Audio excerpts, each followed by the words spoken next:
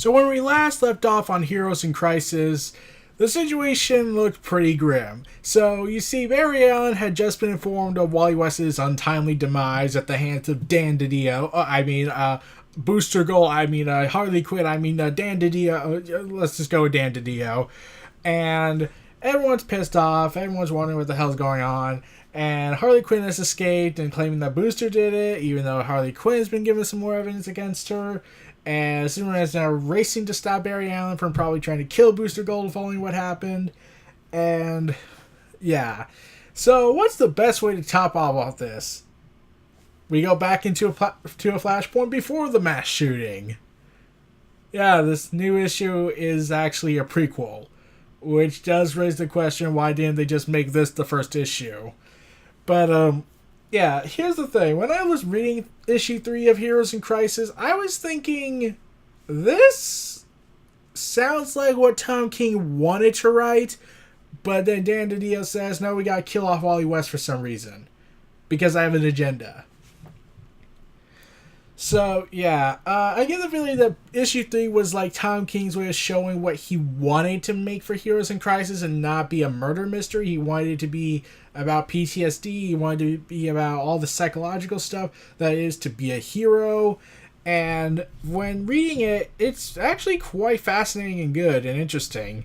Like, issue 3 was originally going to continue the tale of what was going on in this investigation, but they decided to do a prequel in the middle of the series to begin the story. But, yeah. Also, for the issue 3 variant cover, it turns out to be Wonder Woman killing Maxwell Lord, which does beg the question, if that's Maxwell Lord and that's Wonder Woman and that's from what happened in the OMAC project, did that happen in the New 52?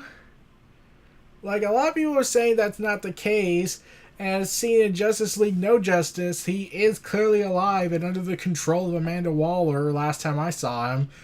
And so, did Wonder Woman break in, snap his neck, and then leave, whereas in OMAC Project, she was actually given a reason to kill Maxwell Lord, and she had no choice in the matter? Yeah, so, anyways, let's go on. We open up with the confessionals, which I quite honestly find the most fascinating ones, with opening up with 3 characters, Lagoon Boy, Wally West the Flash, and Booster Gold. As you may remember, Lagoon Boy, he's that guy from, the rebound guy for Miss Martian in Young Justice, that character. And, yeah. And they go over who they are, and then they explain how long they've been here at the Sanctuary. Lagoon Boy's been there for 3 months, Wally West has been there for 2.5 weeks, and Booster Gold's starting on his first day. Oh boy, that was a bad timing. And then we cut to Lagoon Boy being shot in the chest by a laser. Yeah. He shoots himself, he gets himself shot, and then we just cut to Wally West sitting in this room in the Sanctuary where he's talking to himself. Come on, Jay. Don't be scared. It's just a mask. It's still me. It's still just Daddy. And then we get these members of the Sanctuary, the robots, saying, welcome to Sanctuary. It's such a pleasure to have you. Our home is your home. Booster Gold's arriving, saying it's going to be a good time and whatnot. And yeah, they tell her that they prepared everything for him. And sure enough, we go back to Lagoon, laying down in the middle of the forest, or it seems to be a forest, and then it says, again. And he gets himself shot. Again. Then we get to Wally West, and Wally West asks this computer, apparently, to take him to the backyard. And then it simulates a backyard. Then he asks for Linda. And then Linda shows up. And then he asks for his children to come in. And sure enough, Linda and his children are with him. And yeah, this is what Wally wants. Like, as you recall, when he's brought back in the DC Rebirth one-shot, they don't know who he is. His children are gone in the Speed Force because Dr. Manhattan had something to do with it. Yeah. he in a simulation wants his family back, and sure enough, yeah, it's kind of depressing. So yeah, that is explained in this where Booster Gold's forced to wear these white robes. Like, I was wondering why the white robes were there, but yeah, it turns out that this is for reasons of anonymity. Lots of people wear them in common areas. Some don't. It's really up to him. And Booster Gold just says, "Outstanding. Please help me." And then they go ahead and explain that if you don't feel like going to the common areas, you don't have to, and that they'll bring meals to him, to his room, and home cooking stuff. And then they'll escort him to the chambers to make sure no one else sees nothing he doesn't want anyone to see. And then he just says, "Fantastic." And directs him to his room. And then sure enough, Booster Gold, after he says, "Swell," he just takes off his mask, sits on his bed, and does this. Showing that he's trying to keep this facade, but he's really, really, really, really fucked up in the head. And is really, really, really, really, really traumatic experience, PTSD. And then Lagoon Boy, we go back to him because the story takes place with three perspectives: Wally West the Flash, Booster Gold, and Lagoon Boy. And Lagoon goes ahead and asks, how many lasers I mean, since I got here. 337. Yeah. And then he points out the obvious and says, "That's a lot." Yes. That seems like a lot. It is a lot, Lagoon Boy. Yeah, he then goes on to explain that the reason why he's asking for the repeated shots is because apparently it seems like he's trying to adapt to something from what I'm reading. How he's with the Titans and their training is all good, and then Power Boy is stabbed. Lady Barda is screams, and the laser just goes in him, and he apparently sees it so many times, and then when he goes to sleep over and over. So yeah, he just keeps experiencing this over and over and over and over and over, like he's kind of going insane a little bit. Then we cut to Mr. Freeze, and then sure enough, Wally is once again in his simulation where he's seeing he and his kids are fine together, and he says that he loves them, and then the AI just says, "Wally, is this enough? Is this what you want?" And then Booster Gold goes ahead and looks like he's going a little bit crazy and explains the chamber. He explains what the hell this is and explains what the stuff is, and the AI just answers yes, yes, yes, yes, yes, it is, and yada yada yada. And he asks what should he do, how should he go about this. Then we get back to Lagoon Boy, and yeah, he says, "I don't know, it feels better having it on the outside than on the inside, or maybe it'll feel better, zap.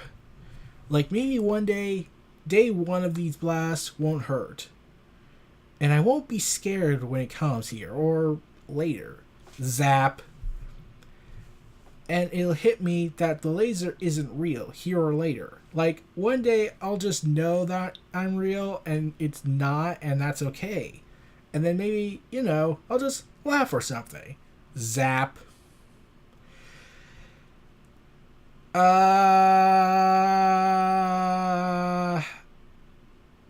Is this cause for concern that he's repeatedly getting himself shot to somehow feel better?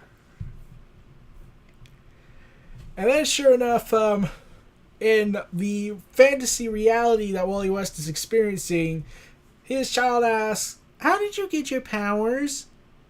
And then he just says this, "Well, I was with your Uncle Barry at his lab, and lightning hit me and some fancy chemicals and all.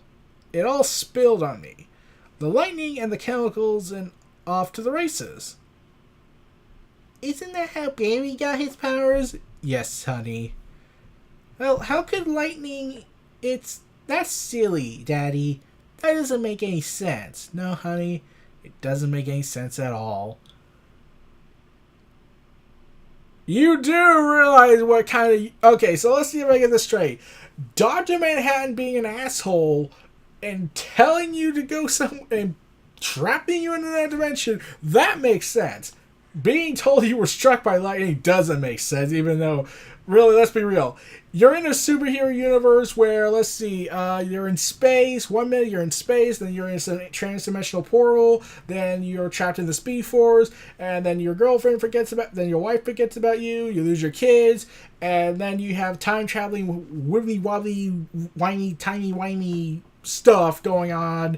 Let's see, what else is in the superhero? Oh yeah, the infinite multiverses, 52 of them to be precise, and then there's Marvel's infinite universes.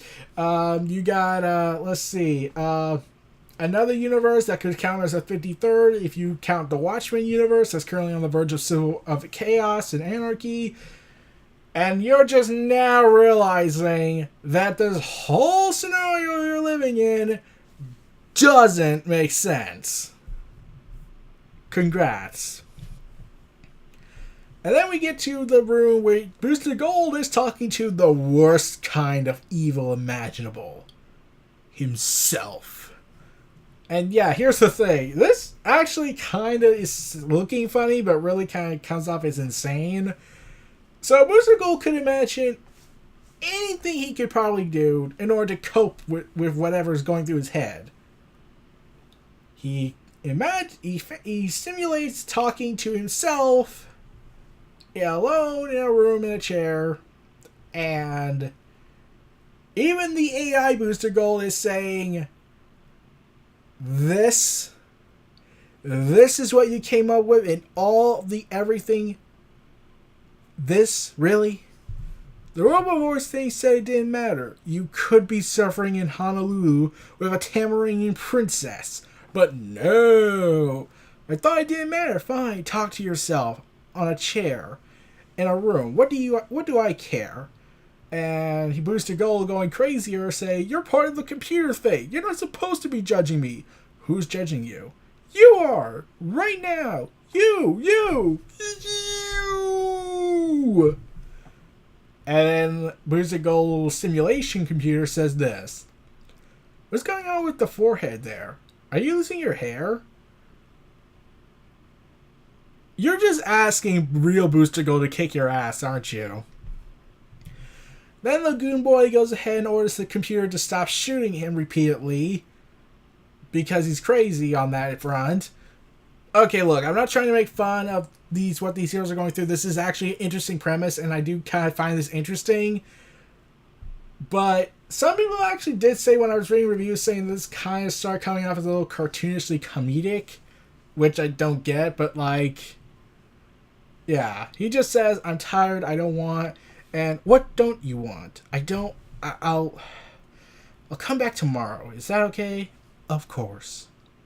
He walks away, and then, emergency, please proceed to the nearest exit. Emergency, please proceed to the nearest exit. Wally West is in a suit, and he proclaims no, and then we see more people in robes coming, looking like they're about to go somewhere. Emergency, please proceed to the nearest exit. And then, of course, after Booster Gold goes ahead and tells him, that simulated computer, that, oh yeah, are you losing hair? Well, Booster Gold proceeds to punch his computer self, and then he says, I feel better. I think I like therapy. While the computer is screaming out to proceed to the nearest exit because there's a mass shooting going on. And then the AI fights back, and then Booster Gold just proclaims he hates him. And then the computer just responds saying, you're as insightful as you are balding. And then he just admits, I should have gone to Honolulu with a Tamarinian princess. I mean, like, it's not like that Tamarinian princess just recently came off of possibly one of the worst issues to go ahead and start her career off, when she goes ahead and wears really disturbing clothing and has sex with anyone, and because she's claiming she's forgetful. Then we retcon that in order to fix everything, and it just makes it look like more completely incompetent. Oh wait, I'm thinking of 2015, that's a different time. This is 2018, right? Okay. Yeah, by the way, isn't Nightwing still alive? Is she still dating him? No. Really? Okay. Sure enough, they finally realize that the emergency's going off, everyone's freaking out, and then he just says, should we do something about that? And then Computer Gold just says, "You're the superhero, you tell me." Lagoon Boy is then out and about with two people in the fields, all dead and whatnot. And Lagoon Boy just says they're all, and then he gets shot in the chest by something. It looks like a bullet or pierced weaponry. And then Lagoon Boy just, and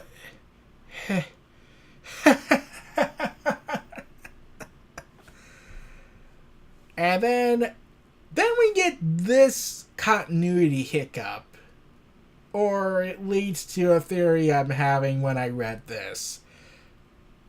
Wally West is cradling Roy Harper's dead corpse at the front entrance of on the stairway to the front entrance of the sanctuary home, with Wally saying, "Roy, why did it? The kids, I didn't want to be alone." And sure enough, Wally West meets his end with a mallet smashing into his head, and Harley Quinn holding the bloody mallet. Yeah, that's the life and legacy of Wally West. He was killed by a mallet. Harley Quinn's holding the mallet and then says, "Oh, I didn't know you were here," saying to Booster Gold, "Actually, it's my first day." "Neat! How's it going so far?" "Well," as Booster Gold looks at Harley Quinn with a very ghostly expression, "everyone's dead." And then the issue ends with these final tapings of certain characters, one of whom, with 3 I'm familiar with. Well, actually 4. There's Commander Steel, the indestructible man. I've been here 3 weeks. Gunfire, I am the weapon. I've done 6 days. Tattooed Man from Final Crisis, Tattooed Man, the living ink. I've been here like 2 months. And then we get Teen Titans remembering character Gnark, the last Cro-Magnon, 12 days. Then we get the former Kid Devil of the Teen Titans in the old DC continuity, Red Devil, the Kid Devil all grown up. It's been a month for me. It's been a month more. And then we get what I was like surprised to see. I didn't even know he was in actual continuity. The new Teen Titans drug PSA main character, the Protector. Just say no. This is my 4th week. And then we get Poison Ivy, a week, 9 days. Then we get Solstice, the Light, 11 weeks. Nemesis, just that. I got a week behind me. And ends the issue.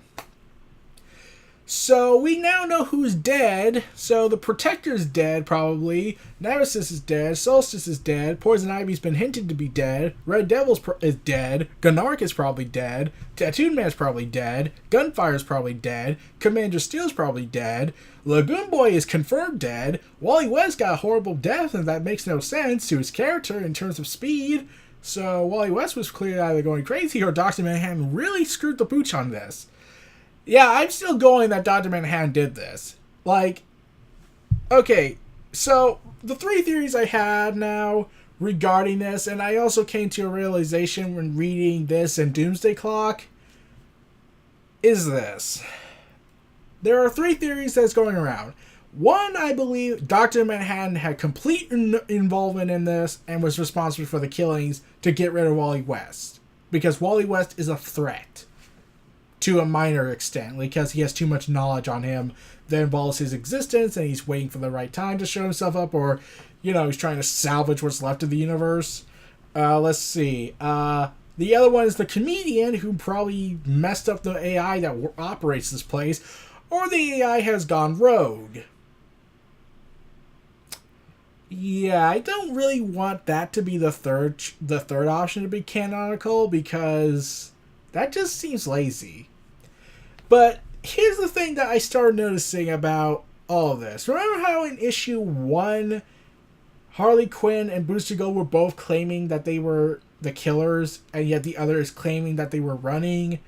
Well, at the end of this issue, no one was running. Harley Quinn was kneeling on the ground and right next to the dead Wally West and Roy Harper. Bruce Gold was looking right at her, vacant stare and all that. So that led to me having this question. Did they rip off the Matrix in Dark City? No, seriously, think about it. There's a whole bunch of stuff that indicates that this might be a simulation. Like, look at the end of the issue. When you see Roy Harper and Wally West dead in the first issue, they're inside dead, and Roy Harper was still wearing according to this, Roy Harper, for what I last remembered, was having his hat on. You know, his famous trucker hat, because we all care about that, right? And they were both dead in the rooms, but not on the porch. Why are they not in the room? So, yeah, this could easily just be like Harley Quinn and Booster Gold are trapped in the simulation. They somehow, in their state of mind, are believing that they're committing a mass murder or something. And the rogue AI is acting on its own and torturing them to an extent. That could be... And, okay, this actually could theoretically work if they were hinting at it, but this could just be a huge joke to Dan DiDio, because that's what Wally West to him is a joke. Yeah, here's the thing. Earlier when I was working, and I was thinking about Heroes in Crisis during my break time and Doomsday Clock, I realized something off about all this. It's about Dr. Manhattan. You see, I don't think Doomsday Clock is Jeff Johns' way to fix the issues that happened with DC New 52, try to end the DC Rebirth storyline. It's not just that. It's not even a sequel to Watchmen, the unauthorized edition. I think Doomsday Clock is his way of critiquing his old boss. Like, really think about it. Like, really look at it. Jeff Johns was the leader of DC Comics. He was the chief creative officer. He leaves, then Dan DiDio is allowed to do whatever he damn well pleases, starts killing characters he doesn't like off, no matter how popular they are to fans, no matter how important they are to fans, no matter how much they define a generation for them. Like, Wally West. Oh, I don't like Wally West. Can we get rid of him? I'll reboot the universe. Oh, I don't like all the Green Lanterns except for Hal Jordan. Oh, I don't like Superman and Lois Lane being married because that's just stupid. That should be the last story we need to talk about. That's just stupid. Yeah, which is why Super Sons was apparently canceled. He doesn't like Jonathan Kent. So he's trying to basically turn him into Superboy Prime 2. Okay. But where does this critiquing of Dan DiDio comes from? It's Dr. Manhattan. Dr. Manhattan is the way he's been portrayed in Doomsday Clock, in my mind, seems to be what Jeff Johns is thinking of Dan DiDio. Really think about it. Dan DiDio was most likely a fan like all of us, but Dr. Manhattan had said this: I had hoped to find a place among them. But he never says why he never did find a place among them. He just says that he saw nothing in the future and everything was hopeless, which was the current state of the DC universe, where it was more darker and whatnot after Identity Crisis. So what was Dr. Manhattan? What was Dan DiDio's solution? And what did Dr. Manhattan do? Reboot the universe. Start fresh. Go ahead. Get rid of all the things he doesn't like and change history. Kill off the Justice Society, get rid of Wally West, get rid of certain characters he never liked, get rid of characters that didn't matter to him, despite everyone else saying that they don't need to be changed.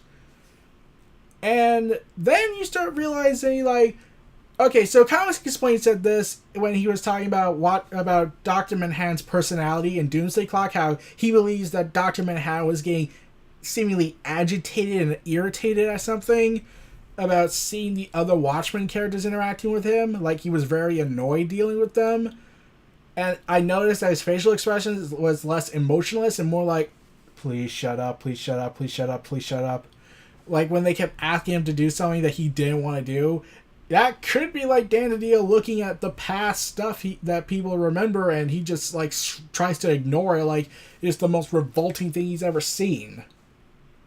Yeah, I'm probably reading too deep into this, but I would not be surprised if Jeff Johns secretly wrote Doomsday Clock to an extent to not just tell a story he wanted to tell, but to also make a critique on Dan DiDio himself. If that was the case, I would praise him for that, despite his role as a retcon guy.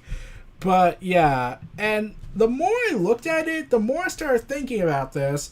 Like Dan DiDio hated a lot of things about DC. He hated Superman and Lois Lane's marriage. He hated Wally West, the red-haired one we all grew in love, from various TVs and various comics and various forms of media and entertainment. Dan DiDio says, I don't like those characters, so fuck all you fans. I know you all love him, and you remember him more than Barry Allen, but I don't like him, therefore he has to go.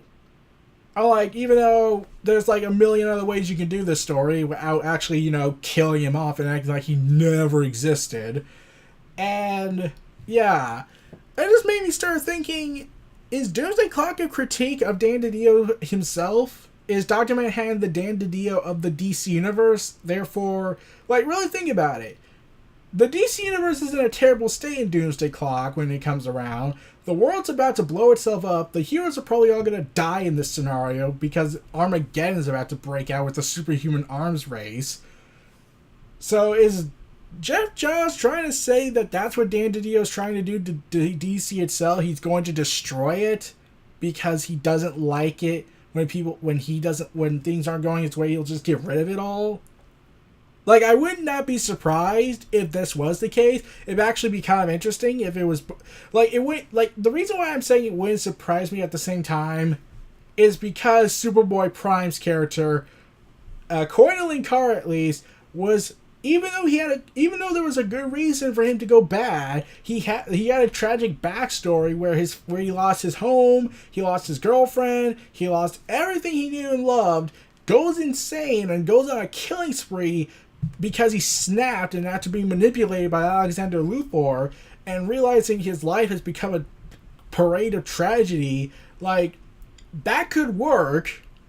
A Superman version that is all powerful but is fueled by anger and grief and survivor's guilt. That could be an interesting character. And then they turn him into a strawman of the DC fan base because everything was better on my Earth, or something like that. So, yeah, what if Dr. Manhattan is Jeff Johns' way of saying, oh, he's Dan DiDio. He's basically what Dan DiDio is. He's destroying everything people love. He's getting rid of everything people love. He doesn't like what people love. He doesn't care. It kind of makes sense to me. But we'll have to see how all this goes. I could be completely wrong on this, and this is just me speculating. But yeah, there's no progress on the murder mystery other than continuity hiccups and internalized issues that might be hinting at the ending of all this, where it might be a rogue AI, it could be Dr. Manhattan altering things, it could actually be the comedian because we don't know how long the comedian's been back since Dr. Manhattan teleported him. It could go either way. So... yeah, those were my thoughts on Heroes in Crisis issue number 3. This was Neo Reality Entertainment. Feel free to like, comment, subscribe, and donate. Stay tuned for more. And as always, peace out.